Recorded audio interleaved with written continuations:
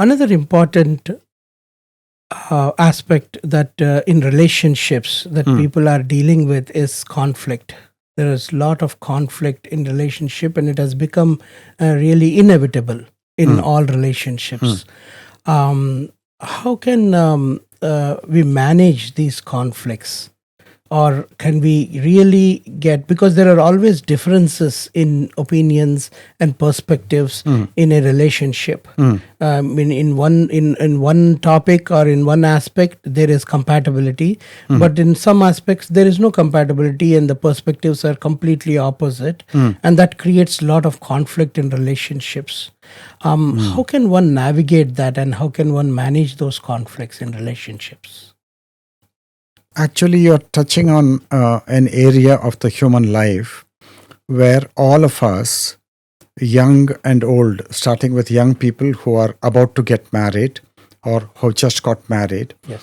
To people in their middle years, and then even to senior citizens, all of us have to learn the big lessons of life. And one of the lessons of life is on which there is very, very poor light.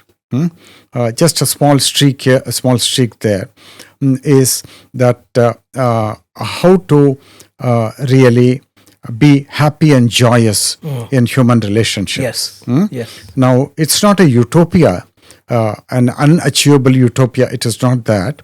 But one will be able to be completely at home and very peaceful in any relationship, provided one has become extremely sensitive by shutting down thought wherever it is not needed. Thought has to be shut down. The entire machinery of thought, which is obviously overactive in the modern age, and which is extremely reactive. You say something, then instead of listening to you, I react to you. Right. So already I've started on a wrong footing. So there is no listening. No listening in at relationships. all. Yeah. No listening. Then how do you make that relationship a joyous field? Yes, felt.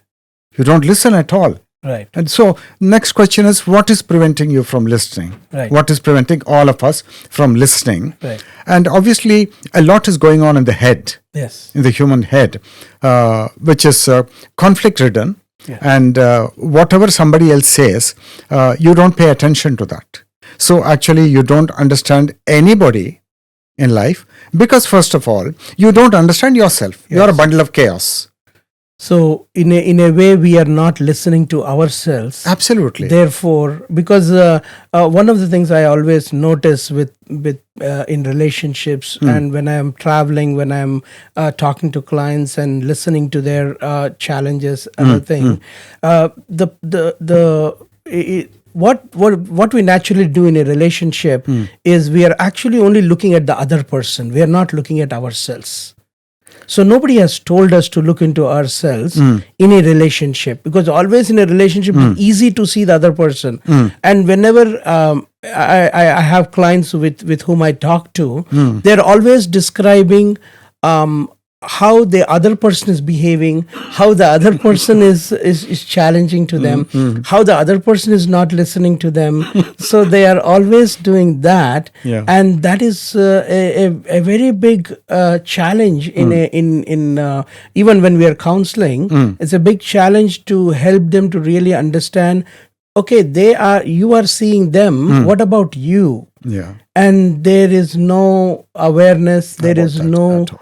They cannot explain what is happening to them because they have not even done any work.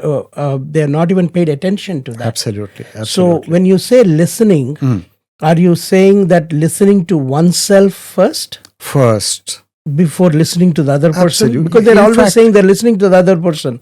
But when we are talking about listening, you're telling listening to yourself. One has to listen, and nobody taught us how to listen. Nobody drove home to us the importance of listening to ourselves. Right. And there's too much going on inside by way of criticism of others, by way of acceptance of others and rejection of others, depending on whether they are pleasing to you or they are displeasing to you. So depending on that, you embrace them or you kick them out. You may not kick them out physically, but you kick them out mentally. That's what is going on. Yes. And therefore, one has to understand the two dimensions of it. You are there, and the other party with whom you're relating are there. And all of us need to educate ourselves as to what is going on, what is at stake. That's a whole new field. Right. In fact, you and I, we should start colleges where we will teach people how to build a beautiful house of relationship. On what basis shall we build it? Yeah. And I think the most fundamental thing, the foundation, is that you have to be empty in order to relate to anybody. So the first step in this process of working towards the conflict in relationships will be listening to oneself. Absolutely. Thank you. Agreed, yeah.